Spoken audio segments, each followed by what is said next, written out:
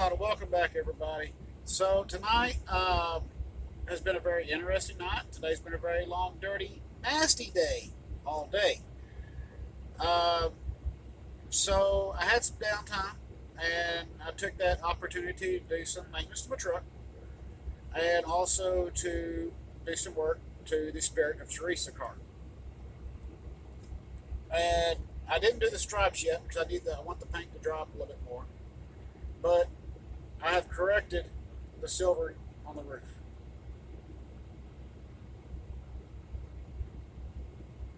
And this car is coming along very nicely. What I'm going to do is paint these bellows. That light's really bright, isn't it? Paint these bellows black.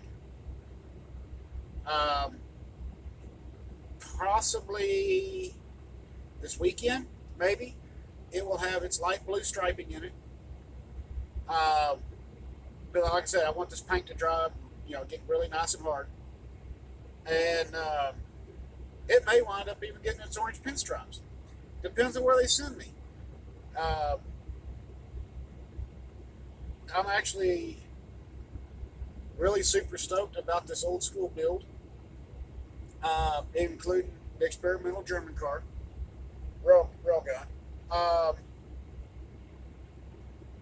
This has turned out a lot better than I thought, even though I've used pieces that were already cut.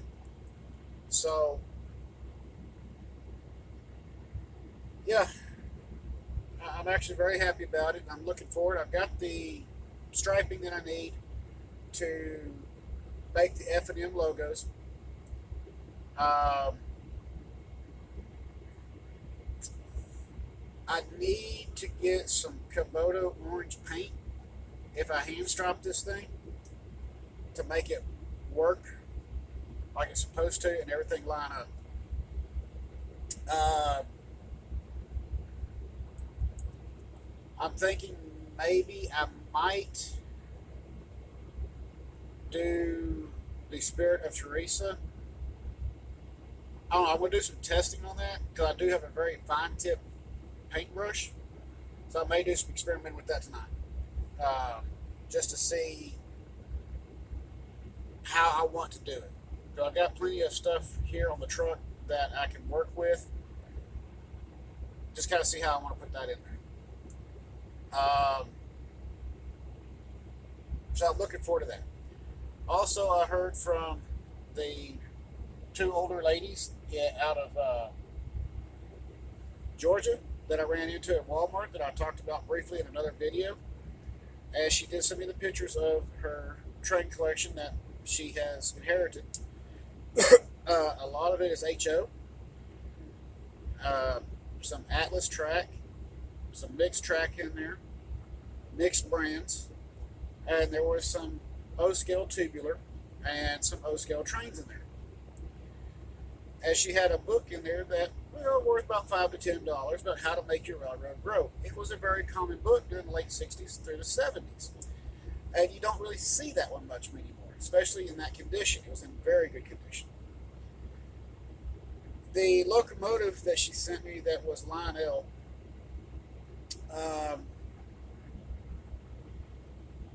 was not really worth a lot.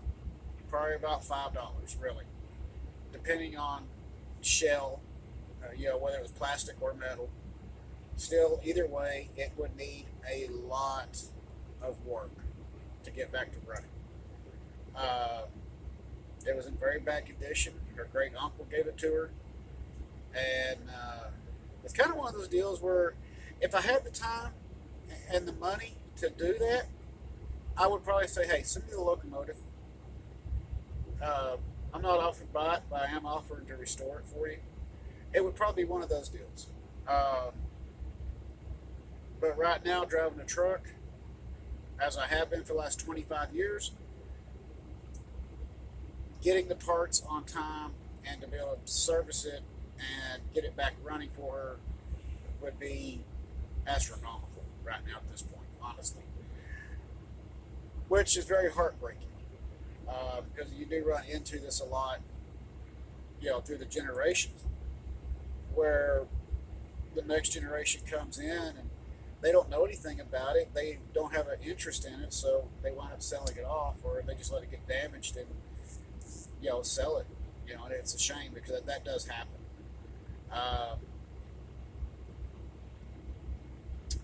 But in all in all, there was a lot. There were some good pieces in there. Um, Not that many. There were some Bachman in there. I noticed. Again, some of some O scale would have been either Lionel or Marks. Without actually holding the locomotive and being able to look, I couldn't tell you, but the locomotive itself for the O scale was Lionel, a 242. Missing its side rods, missing its drive gear. It was missing a lot and needed a lot of love, a lot of work to bring back to life. And I am trying to help her sell this stuff. So if anybody's interested in it, drop me a comment, hit me up with a link, or hit me up on Facebook Messenger under Norman E. Kepner, or you can even send me an email, and I'll post that in the description as well. But if y'all are interested, okay. Like I said, at a going rate, maybe $50 for everything. I did tell her that. I told her best bet would probably put it on eBay and see what happens. If she goes to Facebook Marketplace, don't know. Just depends on what everybody wants. Her and her mother are artists there in McDonough, Georgia. They were very nice people to run into, and it's a pleasure to be able to help them out as much as I can.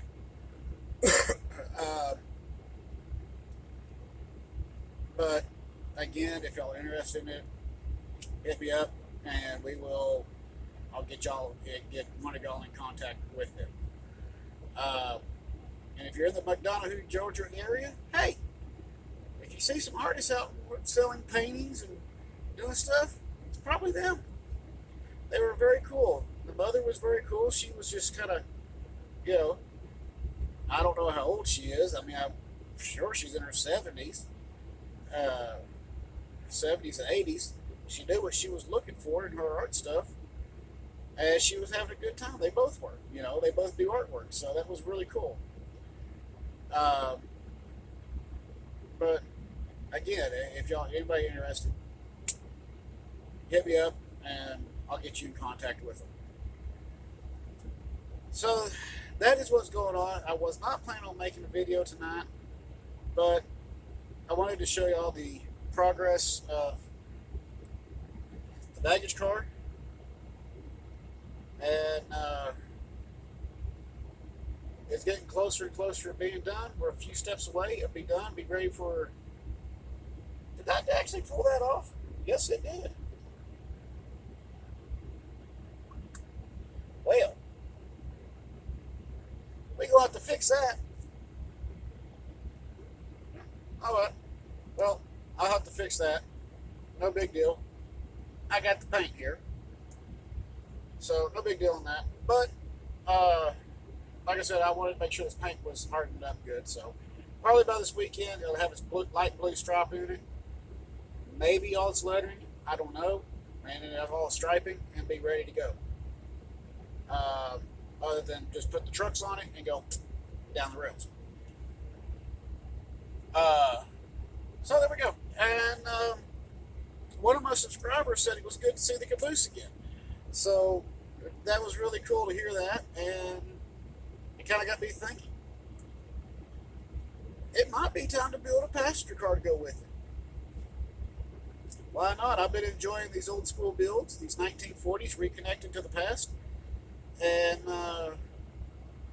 even doing the wood cars, building them from scratch. So I got a few options there on how I want to build it, and we'll see.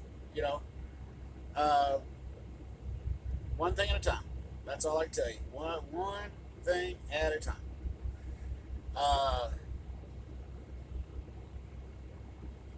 Of course, y'all know me. If I say something, I'm probably going to wind up doing it. So, which brings me to something else. You ever had one of those stupid locomotives? I bought one at a parts lot, 242, with the plastic E-switch on it. And it came in a parts lot. But that locomotive has a problem. It's stuck on stupid. In other words, it only runs in reverse. It won't go forward, no matter what I've done. I've cleaned it, put new contacts in it, gone all the way through it. It is still stuck in reverse. I am seriously considering making a nose or drafting a front cover to go on the rear of it and taking the tender and sticking it on the rear, on the front. Excuse me. And let's make it a 242 in the French locomotive. No. It would be a very early cab forward. And yes, History in the Dark has done some videos on some very early cab forwards. I just don't know if I could bring myself to doing that with such a small locomotive. So, yeah. As always, please hit like and subscribe, drop some comments. Let's have some good times on here and get through everything we're going through and keep on rocking. As always, keep the shiny side up, rubber down. See you on the next video. Maybe tomorrow, maybe Saturday, but we'll see. Y'all have a great night. Take it easy.